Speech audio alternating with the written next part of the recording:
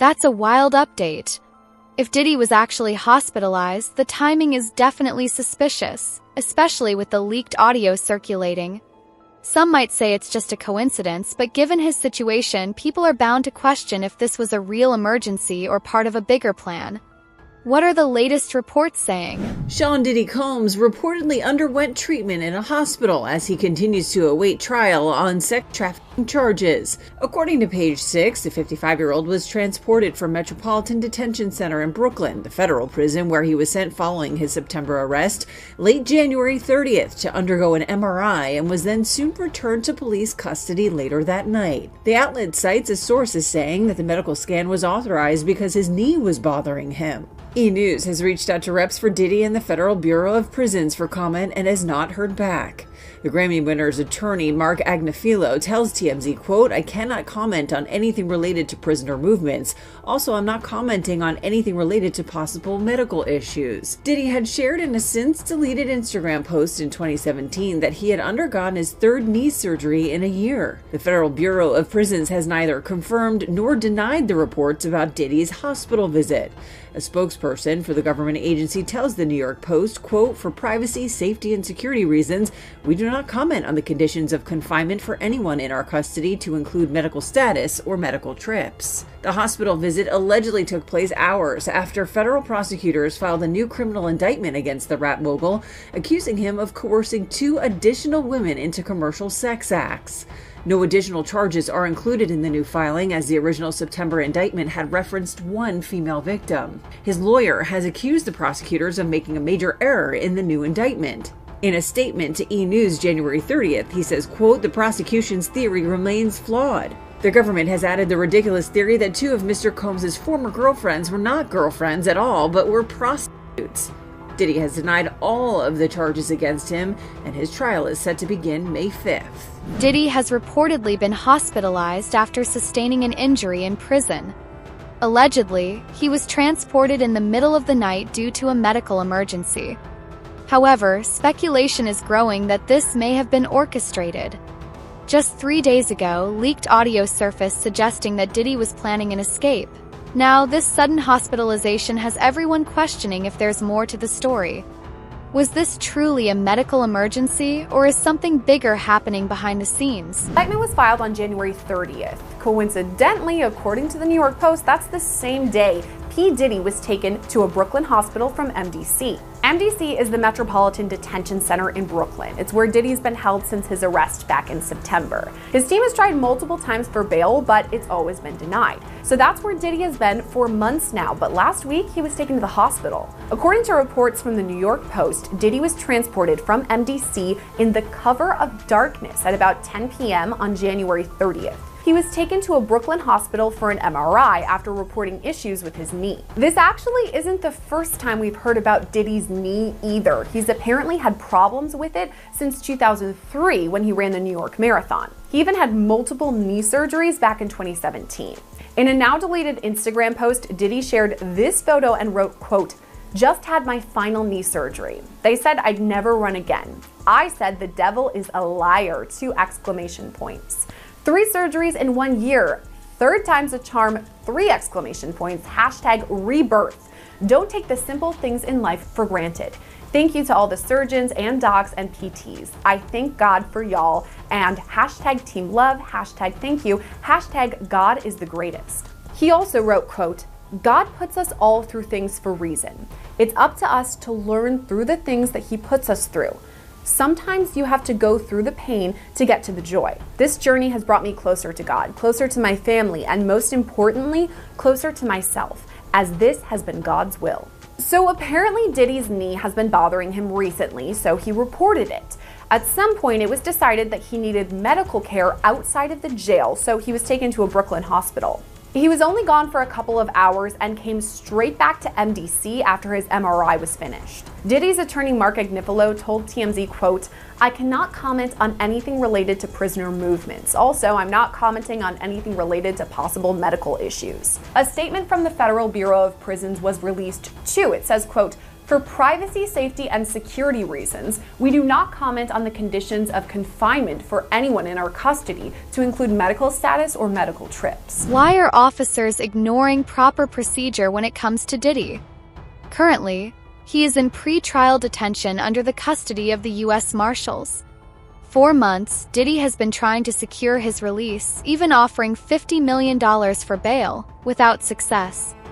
Now, with this sudden hospitalization, many are questioning if he's using a medical issue as a last-ditch effort to get out. Is this a legitimate health concern, or is Diddy pulling strings behind the scenes? This particular process was a little bit different because, as you know, most doctors' offices and most folks that do MRIs and x-rays and things of that nature, they're on a normal work schedule, between, the normal business hours of maybe 10 o'clock and maybe 6 p.m. So in that case, this was a little bit different, getting him outside the facility in the late evening hours to do just, possibly a basic MRI. Yeah, I was thinking about the timeline too, because I don't ever recall going to the doctor at 10 p.m. at night. As you said, it's usually 9 to 5, 10 to 6 kind of vibes. But for P. Diddy, I can kind of understand why it was at 10 p.m.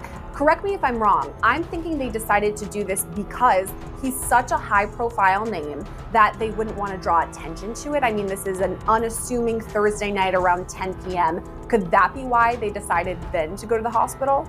Yes, and also, for a couple of reasons, staff, many correctional agencies are short-staffed. So if you're taking someone out with this high-profile person such as P. Diddy, just the nature of who he is going to cause a serious security concern, because you're going to need to be able to stave off, onlookers, fans, media, and the like. And then you also got to think about the security of the hospital and their operations. People there to try to get better. You have families there to visit their loved ones. And the last thing you need is somewhat, a chaotic environment that's causing concern with security.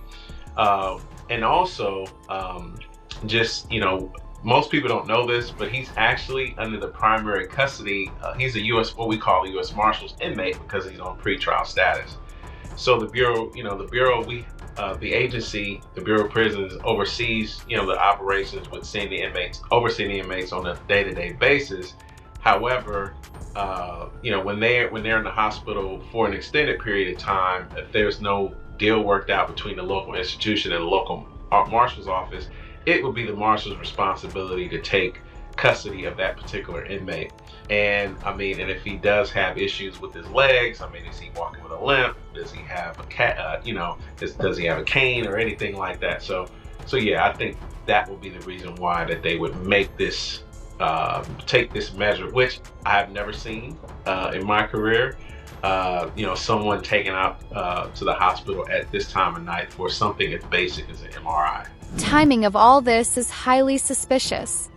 Just weeks ago, Diddy was caught on tape claiming he had a final ace up his sleeve to secure his release. After his bail was denied last month, he suddenly began reporting medical issues, first by deliberately starving himself, then by complaining about mental health struggles and depression.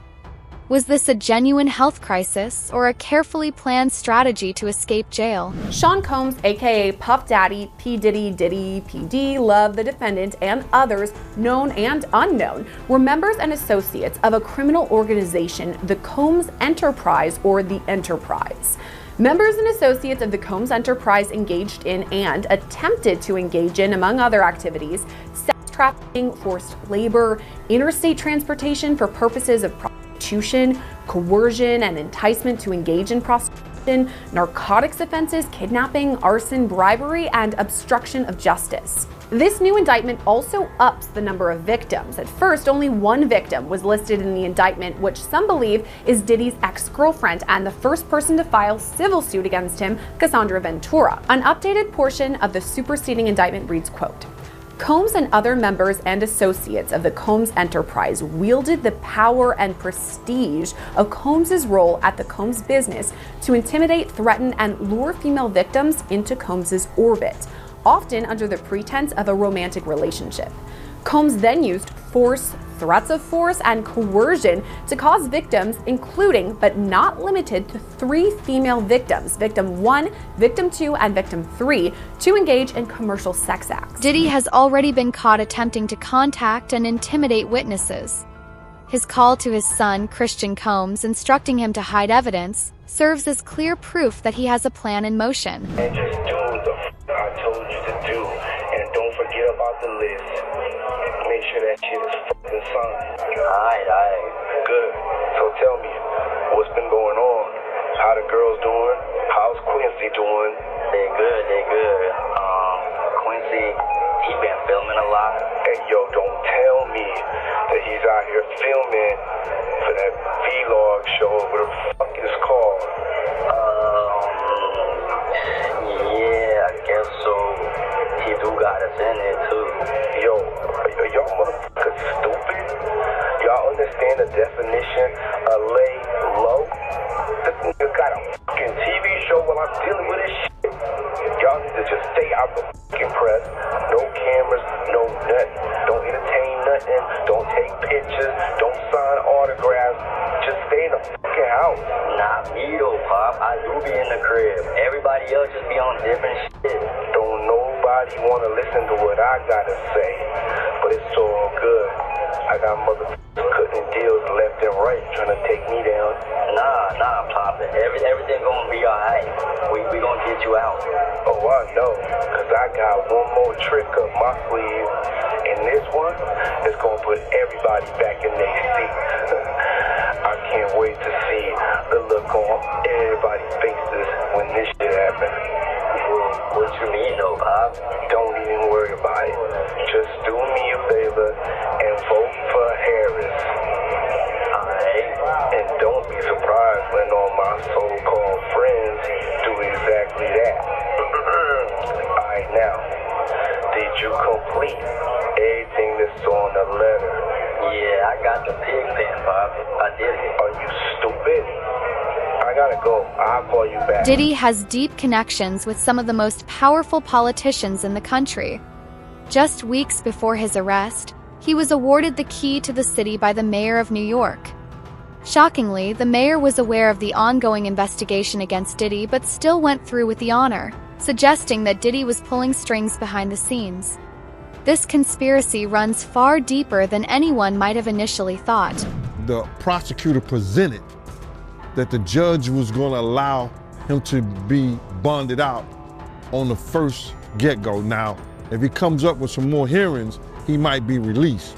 But based on the evidence, they've been following him, bro. They've been tapping his phone, been having people watch him. You understand?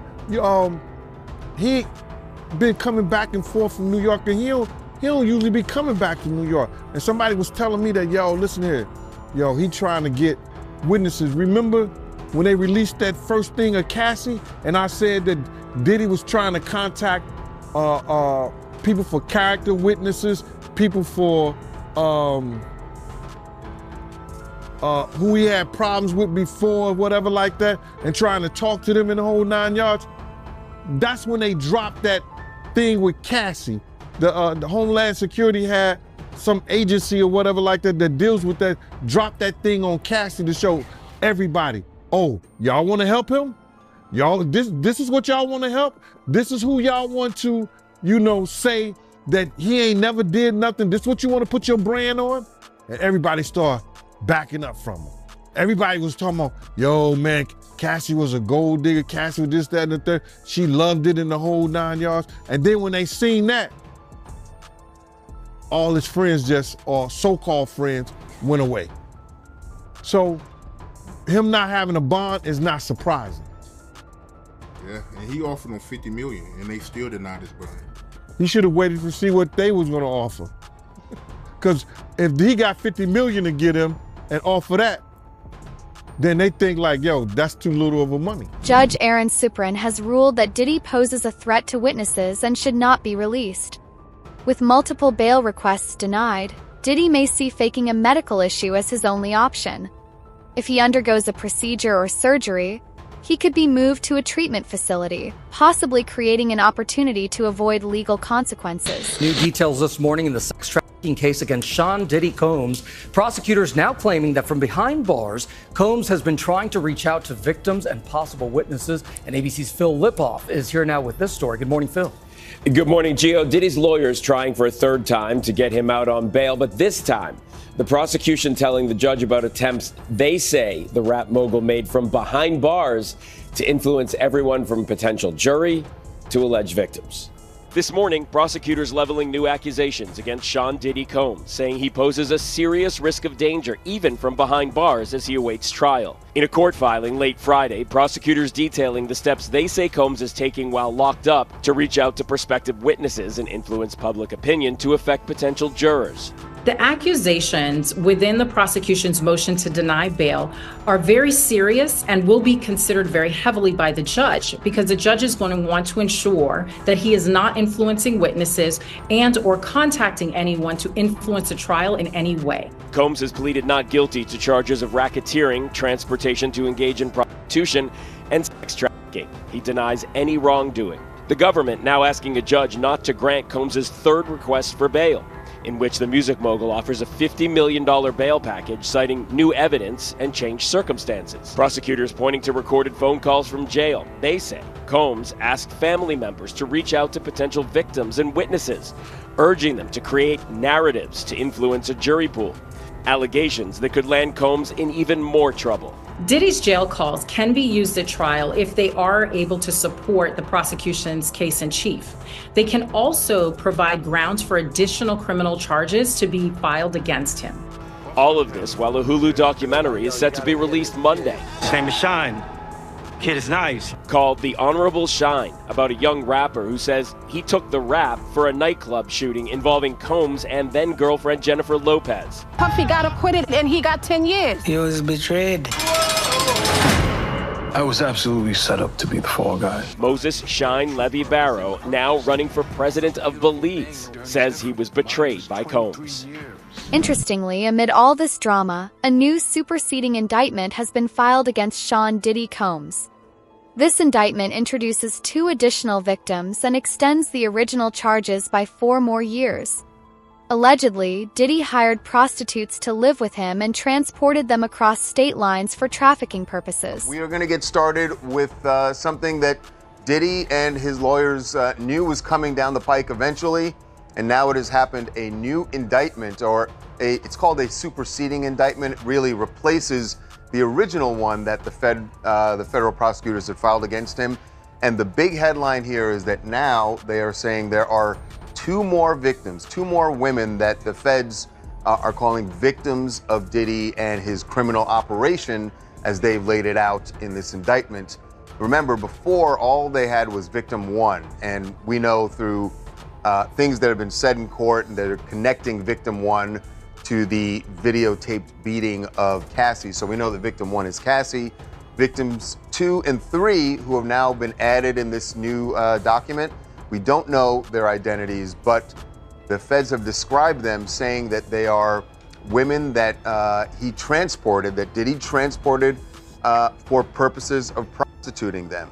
And they lay out some of the allegations and why they believe that these women are victims. Diddy is telling a different story, has a different view of this, but first, what they said in the indictment, we want to get to that. Yeah, this is really a critical development because Diddy's lawyer has been harping on this case being built entirely around Cassie, who he had a relationship with, and he says the nature of that relationship may have been rocky, but it's not a crime.